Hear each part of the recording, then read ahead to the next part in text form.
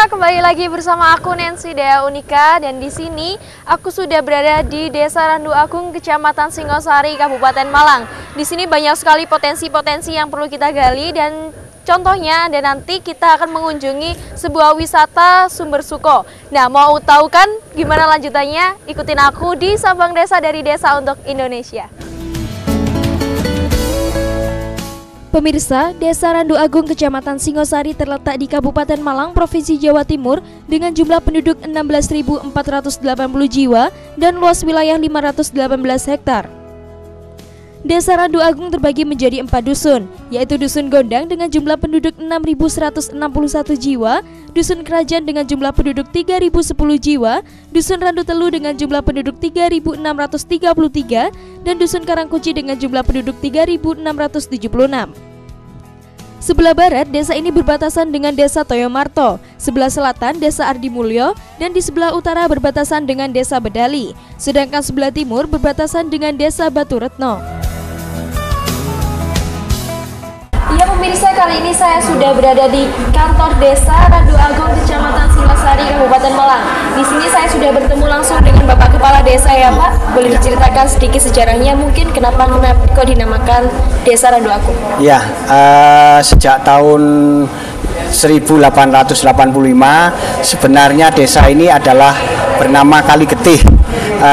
Tahun 1885 desa ini dipimpin oleh seorang kepala desa yang bernama Bapak Aris.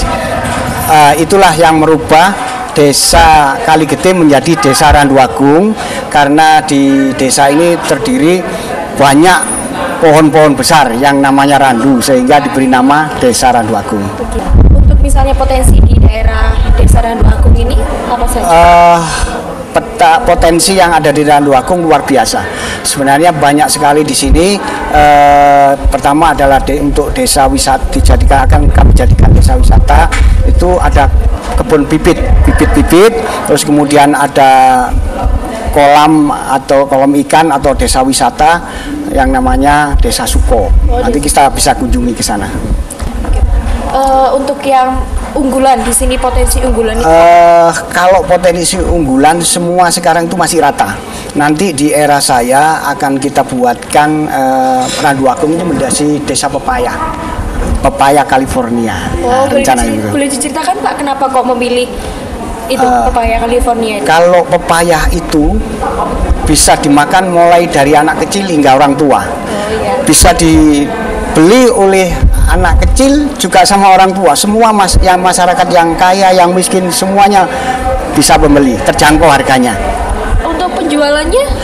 Penjualannya nanti kita akan share di koperasi-koperasi, dan mungkin ada stand-stand pasar wisata dan sebagainya. Oh, berarti kayak di stand-stand terus orang-orang bisa membeli gitu. Iya. Karena pepaya ini bisa dibuat jodol, buat kosmetik, buat manisan, dan masih banyak sekali di sini. Bapak sendiri sudah berapa tahun Pak menjabat di sini? Saya masih baru sekitar mulai bulan Agustus dilantik di sini. Berarti masih sekitar 3 bulan? Iya. Tapi kayaknya programnya sudah kita jalankan semuanya. Iya. Semoga menjadi desa yang lebih maju ya Pak. Baik, ya terima kasih.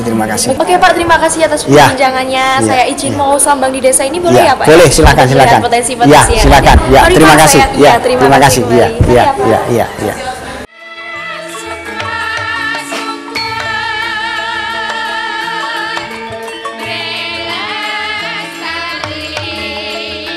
Pemirsa, saya pun mendapat kesempatan untuk mengikuti rombongan bersama perangkat desa yang akan berkunjung ke Desa Inggris, salah satu potensi di Desa Randu Agung.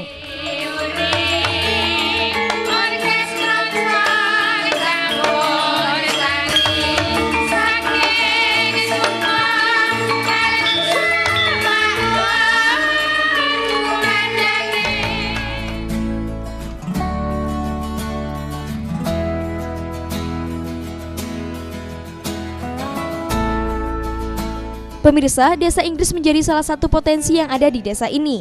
Dijuluki Desa Inggris karena merupakan tempat yang menyediakan fasilitas belajar bahasa Inggris.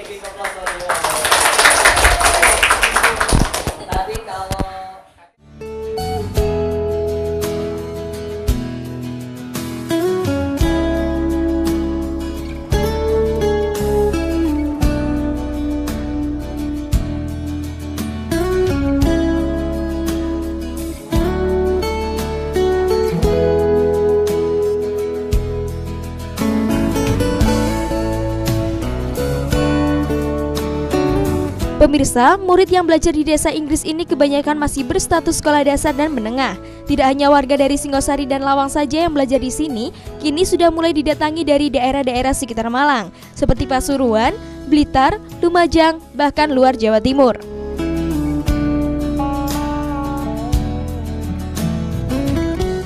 Ya pemirsa, ketika saya sambangi desa ini saya menemukan salah satu potensi, yaitu desa Inggris ya. Bisa diceritakan sejarahnya atau latar belakangnya didirikan kampung Inggris ya? Desa Inggris kita bangun karena keprihatinan kami banyak anak-anak yang tidak mampu berkomunikasi menggunakan bahasa Inggris. Jadi kalau kita tahu anak-anak sekolah di Indonesia ini sejak SD bahkan mereka sudah belajar bahasa Inggris bahkan sampai kuliah. Tapi realitanya mereka disuruh ngomong tidak ada yang berani seperti itu, sehingga kami prihatin dengan itu. Maka kami mencoba untuk membuat sebuah komunitas yang kemudian jadilah Desa Inggris Singosari ini. Kalau di sini sendiri ada berapa pengajar? Saat ini yang masih tinggal di sini ada 50-an pengajar. 50-an? Iya, mereka tinggal di sini semua. Dalam 2 rumah, karena putri sendiri, putra sendiri, begitu. Untuk harapan kedepannya di desa Inggris ini gimana?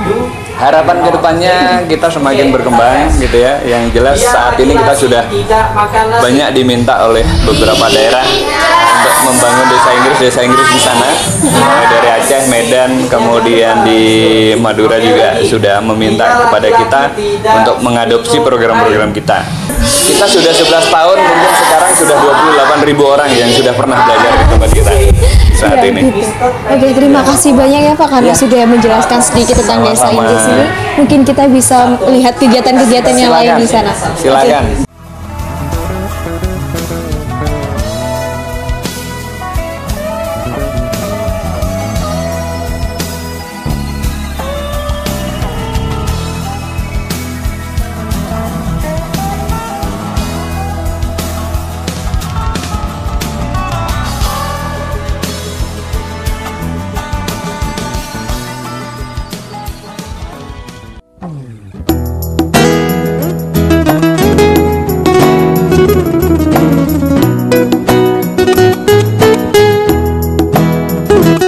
Pemirsa, hampir semua warga di desa ini menanam toga atau taman obat keluarga yang dikenal dengan apotek hidup. Merupakan tanaman yang ditanam pada area di sekeliling rumah, halaman rumah, ditempatkan dalam pot atau ditanam pada kebun yang luasnya berukuran kecil.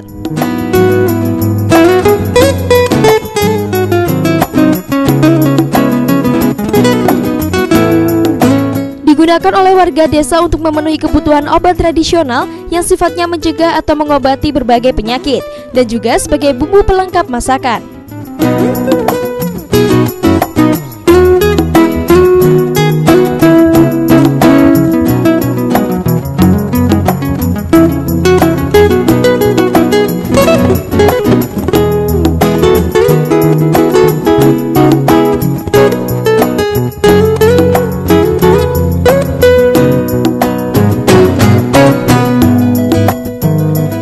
Pemirsa, saat saya sambil di Desa Randu Agung ini, saya menemukan petani bibit buah. Berbagai macam bibit buah ditanam di kebun ini.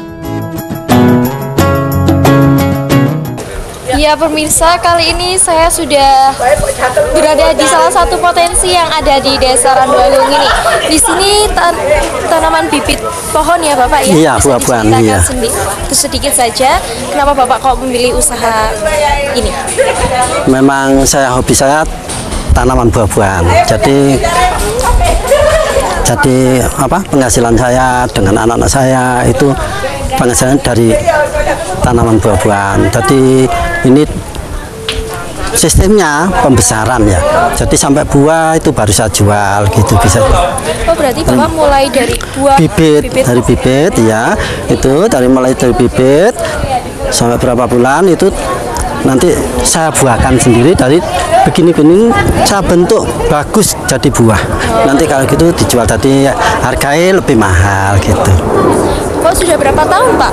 Saya mulai mengembangkan tanam pembibitan itu mulai 69. 6 sampai 9 tahun? 69, 69.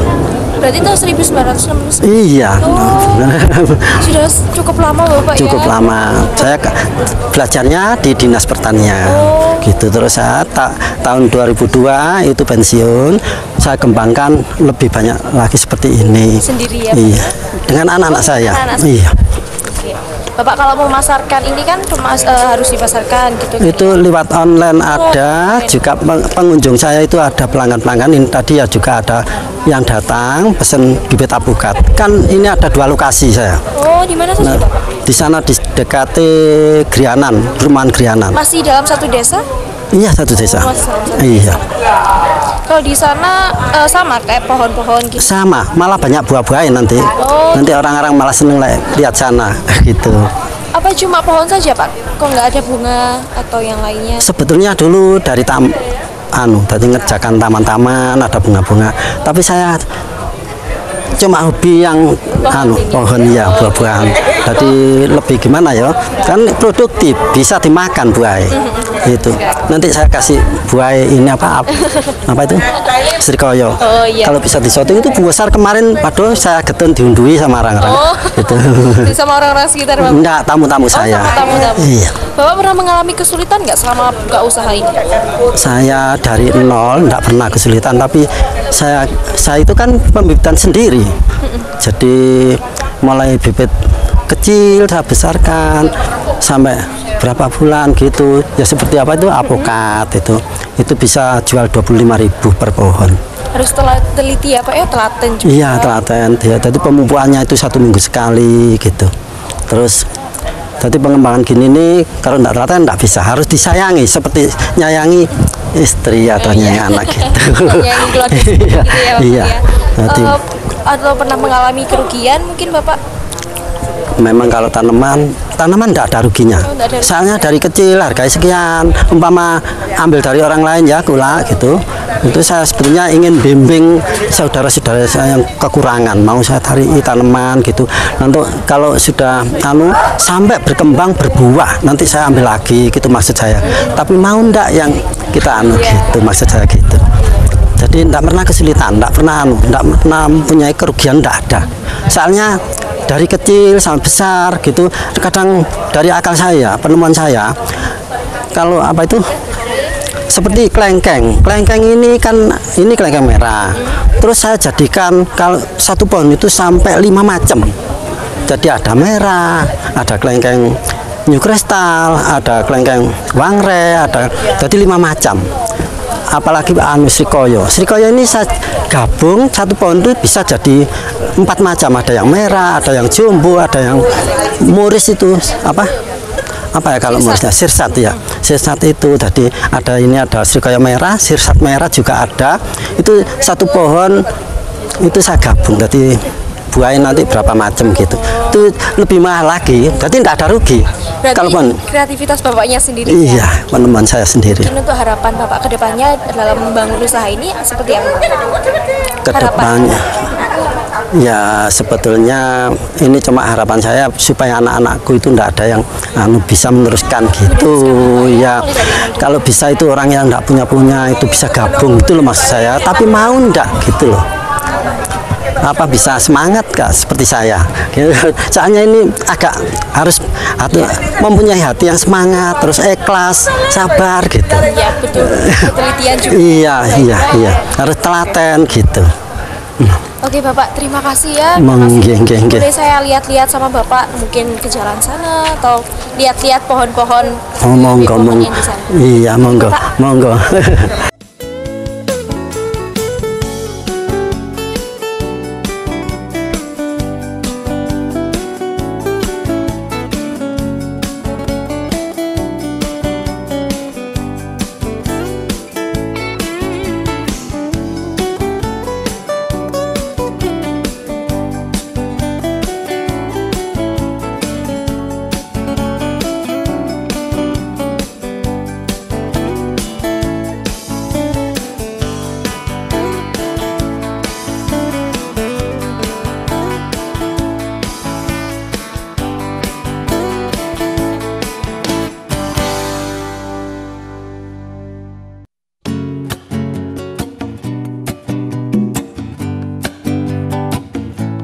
Pemirsa, saya kembali menelusuri Desa Randu Agung yang ada di Kecamatan Singosari, Kabupaten Malang.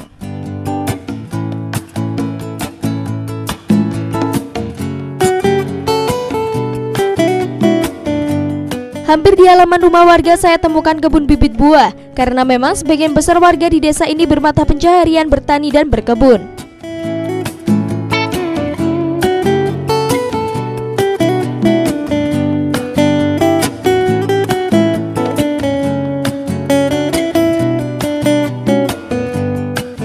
Saya pun diajarkan bagaimana cara penanaman melalui proses menyambung atau stek.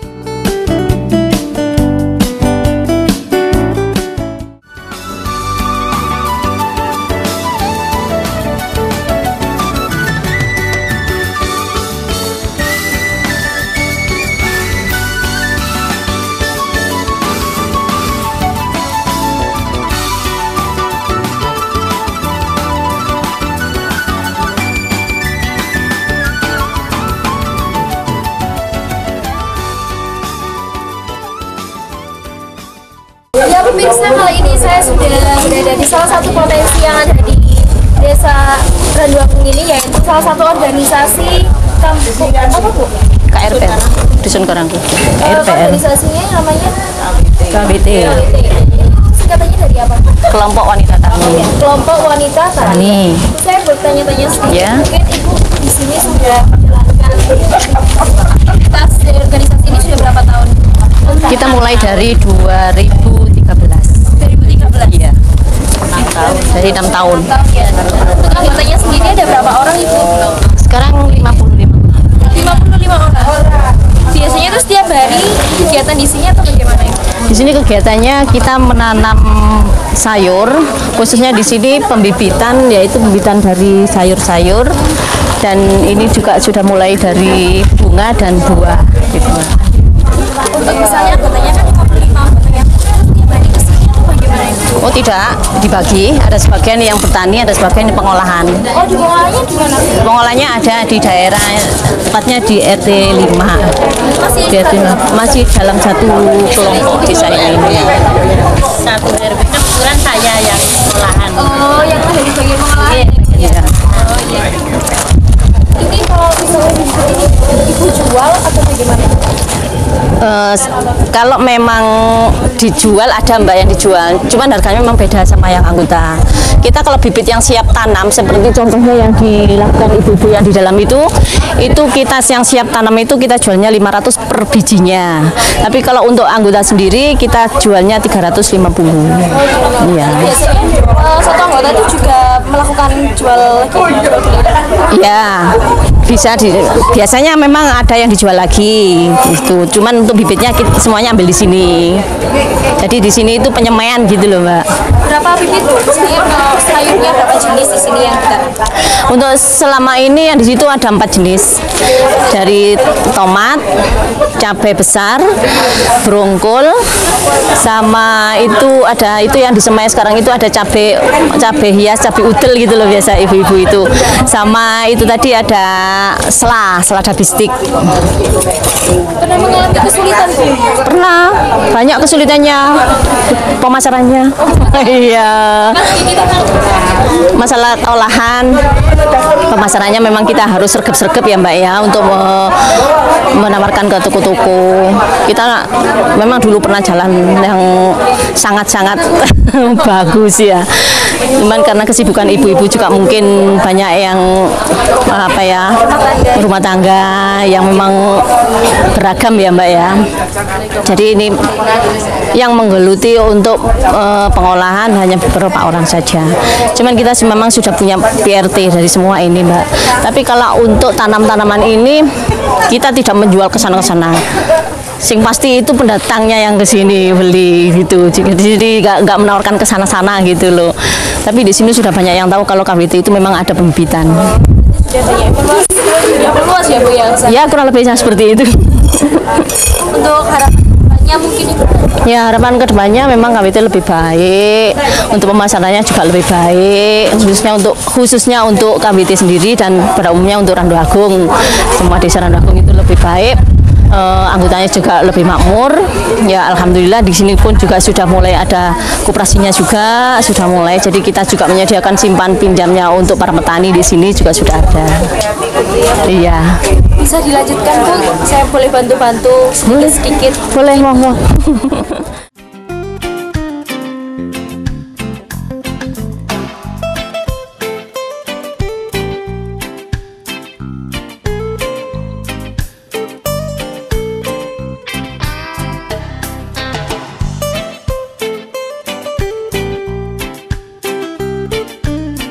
Pemirsa, saya pun sampai di wisata Sumber Suko yang ada di Desa Randu Agung. Sumber air ini dimanfaatkan warga untuk memenuhi kebutuhan air di persawahan dan untuk warga sekitar mendirikan gazebo.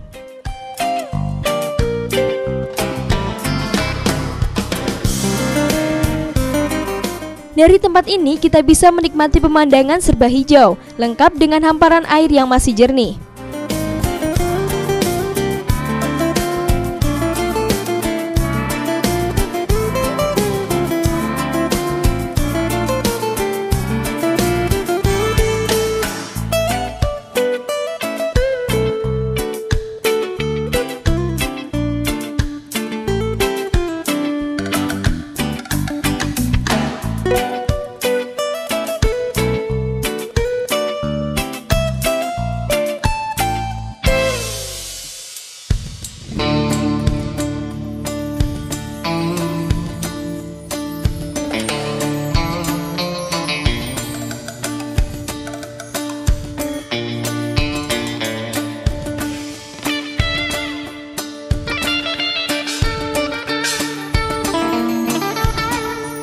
Ya pemirsa, cukup lelah saya perjalanan kali ini, tapi saya sangat merasa senang karena potensi-potensi yang ada di Desa Randu Agung ini cukup menarik. Tadi khususnya juga di Desa Inggris, saya juga belajar bagaimana kreativitas dan kemandirian dari pendiri komunitas tersebut. Semoga desa-desa yang ada di Indonesia juga terinspirasi yang ada di Desa Randu Agung ini. Tetap saksikan Sambang Desa di episode berikutnya dari Desa untuk Indonesia.